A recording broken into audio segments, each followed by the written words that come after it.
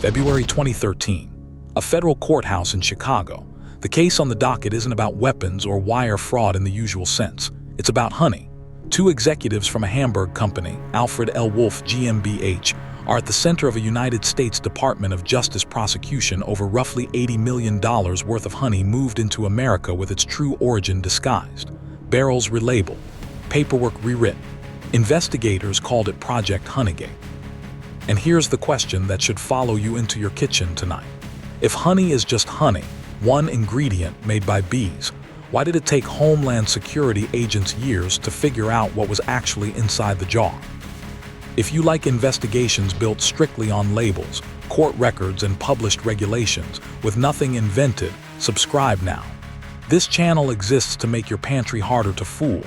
Stay with me, because Act 5 is genuinely strange.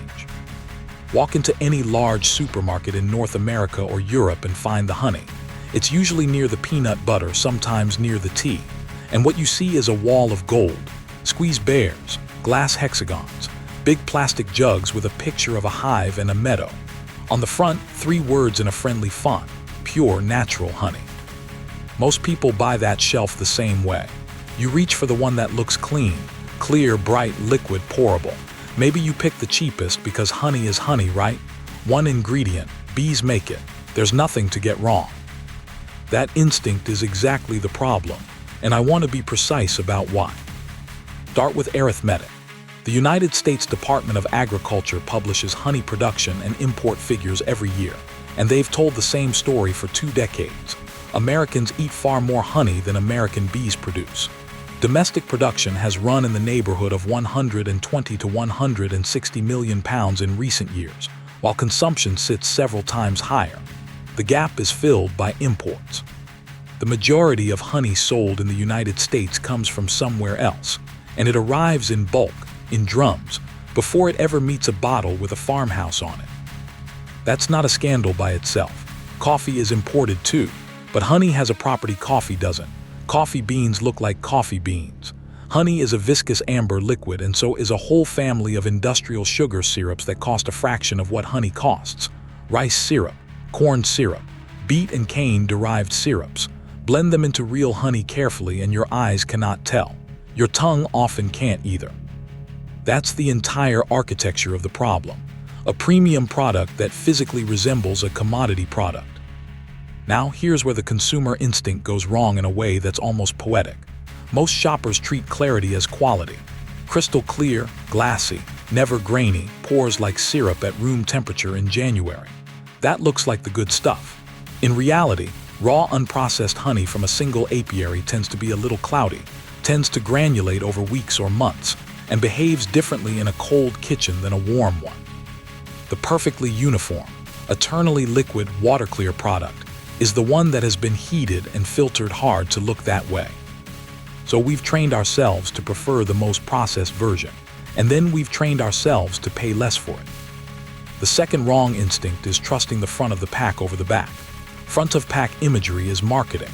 A skep hive drawing, a clover field, a beekeeper's silhouette. None of it is a regulated claim. The regulated information, the stuff that carries legal weight, lives on the back in small gray type. The ingredient statement, the country of origin, the packer's name and address, the lot code. And the third wrong instinct is assuming somebody upstream already checked. There's a comfortable belief that a jar on a major supermarket shelf must have been laboratory verified for authenticity before it got there. Routine authenticity testing of every lot of honey is not how the system works in most markets. Testing is largely risk-based, sampling-based, and in the European Union's case, done in coordinated campaigns years apart. Honey is the 3rd most targeted food for adulteration worldwide, behind milk and olive oil, according to work published in the Journal of Food Science by researchers cataloging food fraud incidents. 3rd place, on a shelf you've never once looked at twice. Which brings us to a question with a genuinely surprising answer. When that jar says honey, what does the law actually require it to be? Let's do the legal definitions, because this is where most of the confusion is manufactured, and it's more interesting than it sounds. Internationally, the reference point is the Codex Alimentarius standard for honey, Codex Stan 1219-81. revised in 1987 and again in 2001. Codex defines honey as the natural sweet substance produced by honey bees from the nectar of plants or from secretions of living parts of plants, which the bees collect, transform, combine with their own specific substances, deposit, dehydrate, store, and leave in the honeycomb to ripen. Then it says the thing that matters most. No food ingredient, including food additives, shall be added to honey, and no other addition shall be made than honey. It sets compositional limits too, including moisture generally not above 20% and sucrose limits that vary by floral type. The European Union codified something similar in Council Directive 2001/110 EC, the Honey Directive.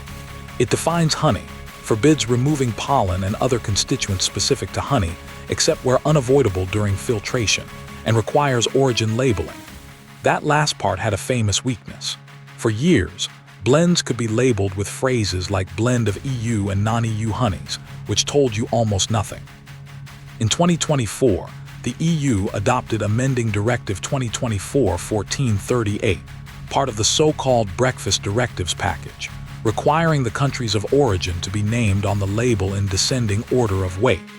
Member states have until 2026 to apply it. Now the United States, and this is the part people get wrong constantly. The U.S. Food and Drug Administration does not have a formal standard of identity for honey the way it does for, say, peanut butter or chocolate. In 2006, a petition was filed asking FDA to establish one, essentially adopting the Codex definition. FDA denied that petition in 2011. What FDA issued instead, as a final version in 2018, is a guidance document on the proper labeling of honey and honey products. Guidance is not a binding regulation, but it lays out the agency's thinking clearly. The key points: a product that is pure honey may be labeled honey. If a sweetener has been added, the product cannot simply be called honey. The agency's stated position is that such a product should be named to reflect what it is, using a term like blend of honey and corn syrup, with the ingredient statement listing components in descending order of predominance. Read that again, because it contains the loophole and the protection at the same time. Adding syrup to honey and calling it honey is a misbranding violation under U.S. law. So the fraud isn't legal, but there's no compositional standard of identity forcing routine verification, and enforcement depends on somebody detecting it. Individual U.S. states filled part of the gap. Florida adopted a state honey standard of identity in 2009, and over the following years roughly a dozen more states, including California, Wisconsin, and North Carolina, adopted their own honey standards. Then there are the words that sound official and aren't. Grade A on a honey label refers to the USDA voluntary grading system for extracted honey, which scores clarity, flavor, aroma, absence of defects, and moisture. It is a quality and appearance grade. It is not an authenticity certificate. Raw has no federal legal definition in the United States. Neither does unfiltered, natural, or pure in this context. Pure especially is doing enormous emotional work on a front label while carrying no defined compositional meaning. Strained and filtered are different processes. Straining removes wax and B parts. Filtering, particularly fine or ultrafiltration under pressure and heat, can remove pollen grains entirely. Codex and the EU directive treat removal of pollen as a problem. And pollen matters for a reason we'll get to, because pollen is a fingerprint, and fingerprints are inconvenient if you'd rather nobody knew where the honey was born. Now the documented history, and it starts with an antibiotic. In 2002, European Union authorities detected chloramphenicol, a broad-spectrum antibiotic not permitted in food-producing animals in the EU, in honey imported from China. The EU suspended imports of Chinese honey that year. Canada took action as well. Around the same time, the United States imposed anti-dumping duties on Chinese honey following a 2001 petition by American producers, with the Department of Commerce setting duties that eventually reached levels making direct Chinese honey commercially unattractive in the U.S. market. Here's what happened next, and it's the origin of the phrase honey laundering.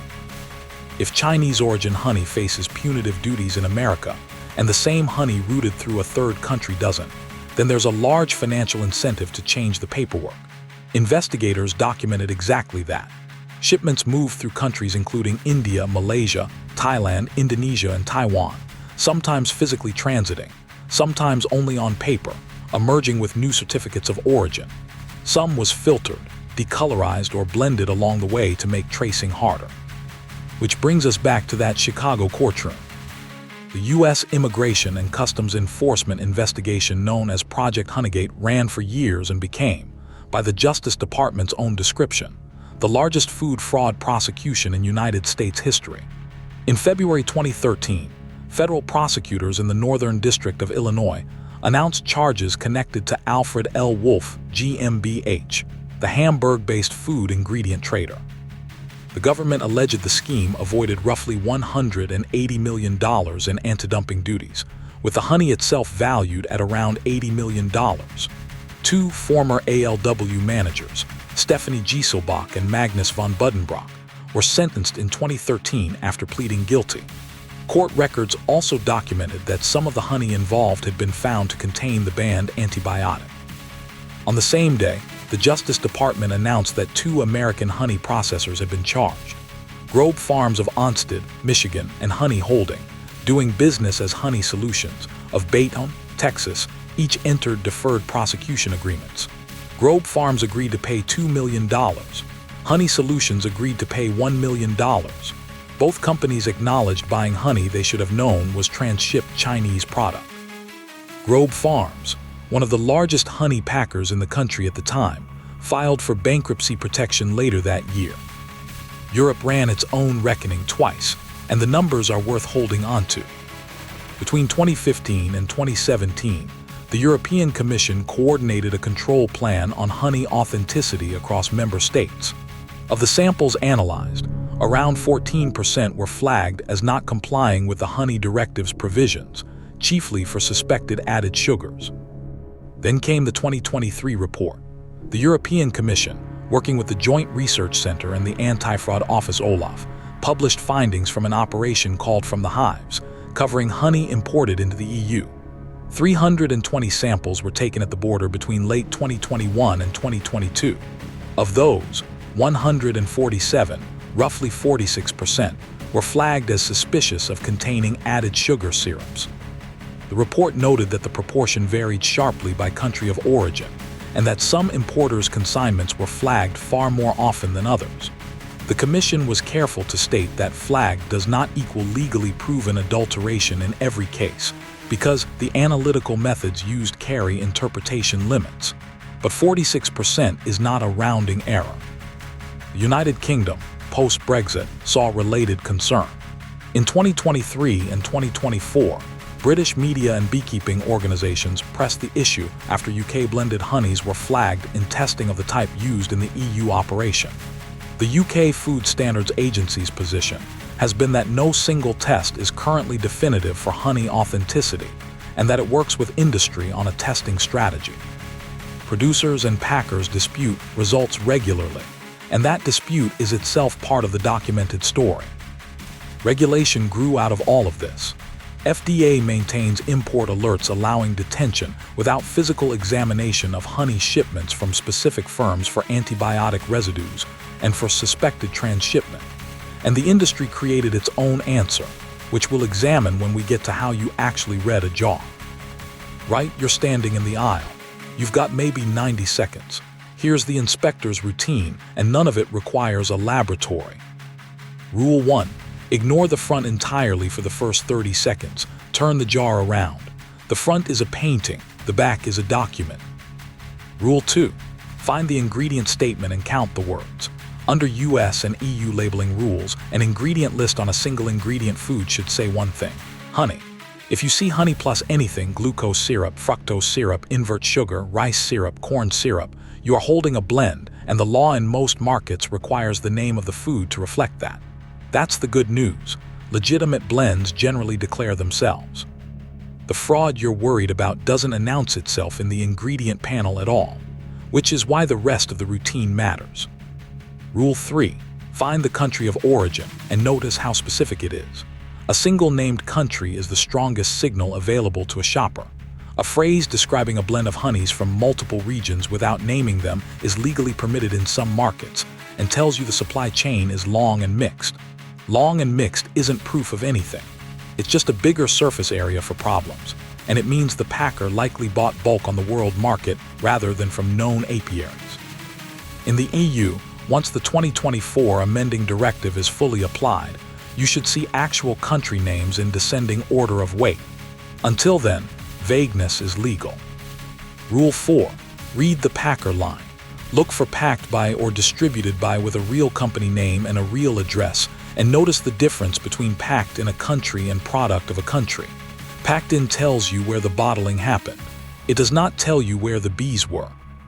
Rule 5. Look for third-party certification marks and know exactly what each one covers. True Source Certified is an industry traceability program launched in 2010 in response to the transshipment scandals, which audits supply chains back to the beekeeper. Organic certification, under the USDA National Organic Program or EU Organic Rules, covers hive management and forage requirements, not adulteration testing specifically. A certification is a claim about a system. It's meaningful, and it's also not a guarantee about one particular jar. Rule 6. Look for a floral source and a lot code. Clover, orange blossom, buckwheat, sourwood, tupelo. A named varietal means somebody tracked which hives were where and when. A lot code and a harvest date or a best by date mean the packer can trace a batch. Generic honey with no varietal, no origin detail, and no traceable batch information is the least accountable product on the shelf. Rule 7, and this one is behavioral. Look at the price per unit weight and compare it across the entire shelf. Real honey has a hard cost floor. Bees, hives, labor, transport, a season that either happens or doesn't. When one product sits dramatically below every other product of the same size and format, that gap has to come from somewhere. It might be scale, contract volume, or a store brand's thin margin. Or it might be what's inside. The price alone proves nothing. The price as a question is extremely useful. Rule 8. Trust texture over clarity. Honey crystallizing in your cupboard is normal, expected, and frequently a sign of minimal processing. Glucose-rich honeys like clover and canola granulate quickly. Fructose-rich ones like tupelo and acacia stay liquid far longer. A honey that never, ever granulates in any season has usually been heated and filtered aggressively, or it contains something that isn't honey. And Rule 9, the honest one. No shopper can verify authenticity by looking. Not by the water test, not by the thumb test, not by the flame test. Those kitchen tricks circulate endlessly online, and none of them are validated analytical methods. What you can do is buy from supply chains that are short, named, and accountable. That's not a trick. That's the whole strategy. Now the strangest documented case in the whole category. And it's strange because the fraud was exposed by simple arithmetic rather than by chemistry. Manuka honey comes from the nectar of Leptospermum scoparium, a shrub native to New Zealand and parts of Australia. It's dark, thick, medicinal in flavor, and it commands prices that make ordinary honey look like tap water. It became a global wellness phenomenon on the back of research beginning in the 1980s at the University of Waikato, where Professor Peter Malin studied its antibacterial activity. In 2008, German researchers led by Thomas Hennel at the Technical University of Dresden identified methylglyoxal, abbreviated MGO, as a principal compound behind that activity. That gave the market a measurable number to sell. Then the arithmetic. New Zealand's total manuka honey production has been reported in the range of roughly 1,700 to 3,000 tons per year, depending on the season and who's counting. The volume of honey sold worldwide labeled as manuka was widely estimated in the 2010s at around 10,000 tons annually. Those two numbers cannot both be true of the same substance. New Zealand's own officials and industry bodies said so publicly for years. The testing followed. In the early 2010s, UK authorities and trading standards bodies sampled manuka-labeled products. The UK Food Standards Agency raised concerns, and in 2013, wrote to local authorities about manuka honey after tests found samples failing to demonstrate the properties claimed.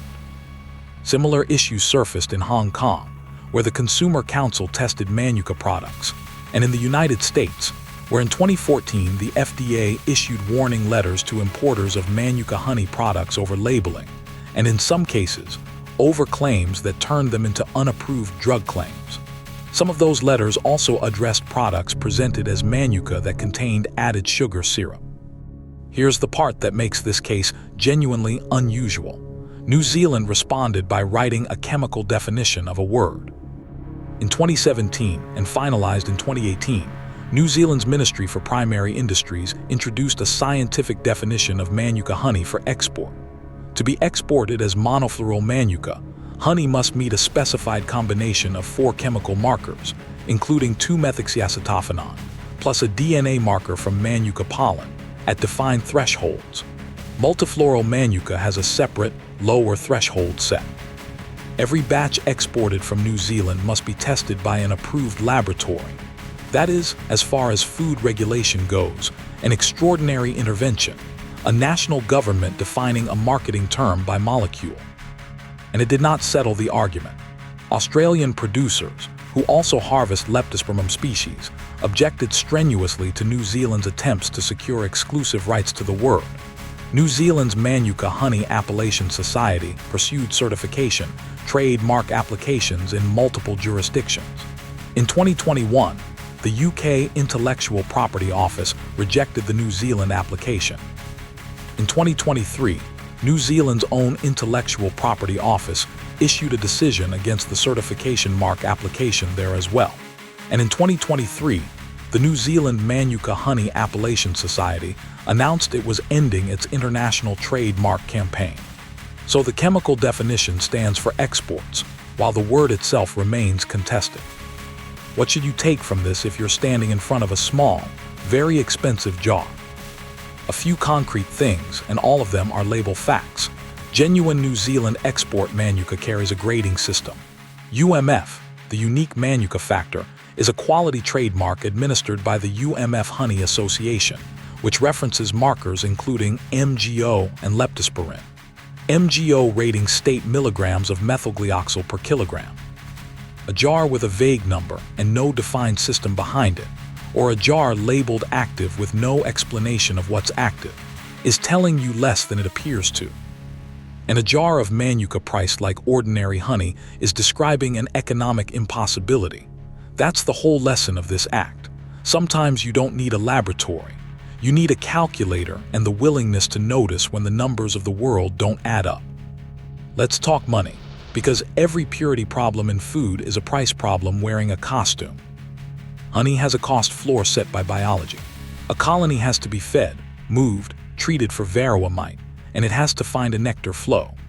USDA figures over recent years have put average U.S. honey prices received by producers in the range of roughly $2 to $3 a pound at the wholesale level for bulk, with retail and specialty far above that. Bulk honey traded on the world market from major exporting countries has at times been available at well under $1 a pound. Now the other side of the ledger.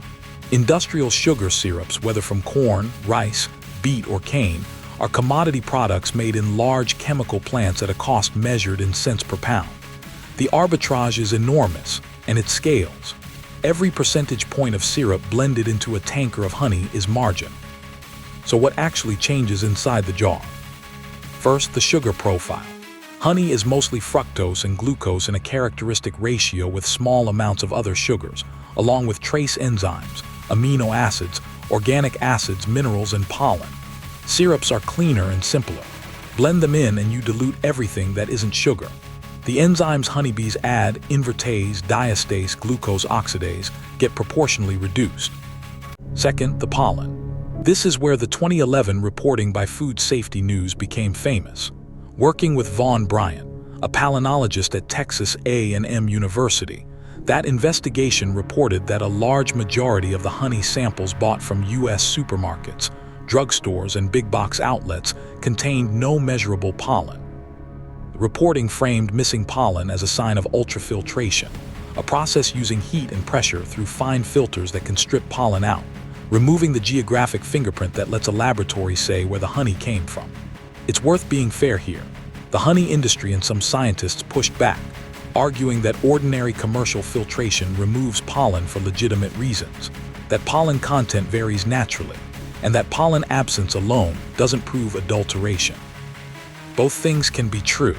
Pollen removal is not automatically fraud, And pollen removal is also exactly what you'd do if you needed origin to become unprovable. Third, the detection arms race, which is genuinely fascinating. The long-standing screening method is stable carbon isotope ratio analysis, AOAC method 998.12. It works because plants photosynthesize by different pathways. Corn and sugarcane are what botanists call C4 plants, with a distinct carbon isotope signature. Most nectar-producing plants are C3.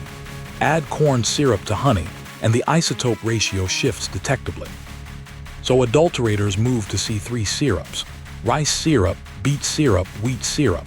Same carbon signature family as the nectar plants. The classic isotope test can miss them. That is, the documented reason detection methods evolved toward nuclear magnetic resonance profiling, which compares a sample's full spectral fingerprint against large reference databases of authentic honey, and toward liquid chromatography methods hunting for specific marker molecules left behind by industrial syrup manufacture. The European Commission's 2023 operation relied heavily on these newer approaches. And there's a fourth thing that changes, one you can sometimes taste: heat. Honey heated hard for filtration and to delay crystallization forms hydroxymethylfurfural, HMF, a compound that rises with heat and storage time. Codex sets an HMF limit generally of 80 milligrams per kilogram for most honeys. High HMF doesn't mean the honey is fake. It means it's been cooked or is old. It's a processing marker, and regulators use it as one. Put the economics together and the picture is coherent. A commodity with a high price, a cheap lookalike, a global bulk supply chain with multiple hands between hive and jar, expensive verification, and a consumer who has been taught to reward the most processed appearance at the lowest price. That's not a conspiracy. That's an incentive structure. And incentive structures don't need a villain to produce a bad outcome. So what do you actually do? Here's the practical part, and I'm keeping it brand agnostic on purpose, because the rules survive longer than any brand does. Buying, shorten the chain. The single most effective move available to a normal person is to buy honey where the number of hands between the hive and your cupboard is small. A local beekeeper at a market, a regional apiary that sells direct, a named single-origin honey from a packer that states one country and one floral source. You're not buying purity certification. You're buying accountability, which is the closest thing to it. When you shop the supermarket, and most of us do, apply the hierarchy. Single country of origin beets blend, named varietal beets generic, traceable packer beets anonymous, and a certification with a published audit standard beets a marketing word. Expect to pay more. Honey that costs what honey costs is the point. Storage, and this is where a lot of good honey gets ruined at home. Honey is hygroscopic. It pulls water out of the air.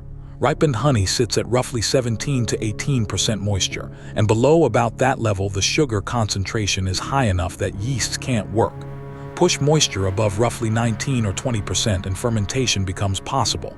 So the enemy is humidity and an open lid. Keep the jar sealed tight. Wipe the rim. Use a dry spoon every single time, because a wet spoon introduces water, and a buttery spoon introduces something that can spoil. Keep it in a cool, dark cupboard at ordinary room temperature, not above the stove, not on a sunny windowsill. Heat and light degrade the enzymes and push HMF up. Glass is better than plastic for long storage, and dark glass is better than clear. Do not refrigerate honey. The refrigerator temperature range is close to the zone where crystallization happens fastest. If you want it liquid, room temperature is your friend. Crystallization. Let's kill this fear for good. Granulated honey is not spoiled, is not fake, is not old in any way that matters. Glucose is simply coming out of solution. It's a physical change. Different floral sources crystallize at wildly different speeds, which is why clover honey goes solid by autumn and acacia can stay liquid for a year. To reverse it, stand the jar in warm water, comfortably warm to the hand, not hot, and stir gently. Aim to stay below about 40 degrees Celsius, which is around 104 Fahrenheit. Never microwave it into a boil, because you'll cook off the aromatics and drive HMF up permanently. Shelf life. Properly ripened honey stored sealed and dry does not spoil in the way most foods spoil. The best by date on the jar is a quality date, not a safety cliff, and honey commonly remains perfectly good for years past it.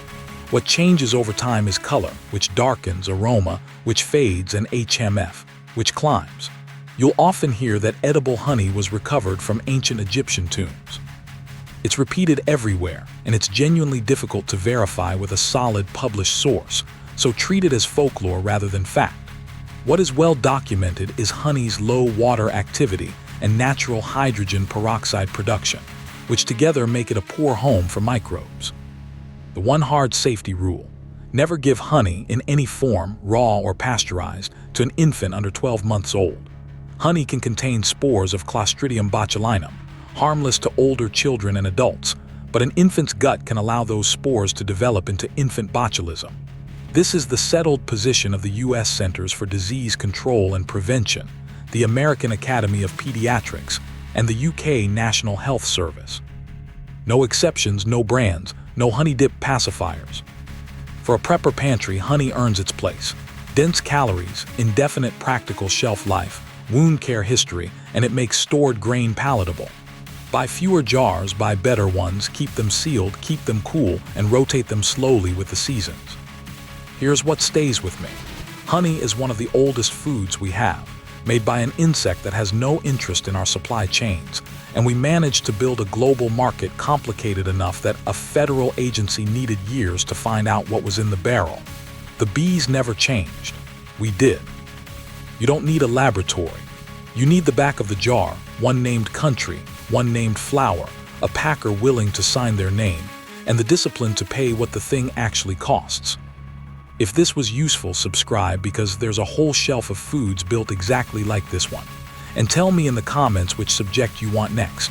Olive oil, vanilla extract, ground black pepper, canned tuna. Pick one and I'll go read the labels and the court records.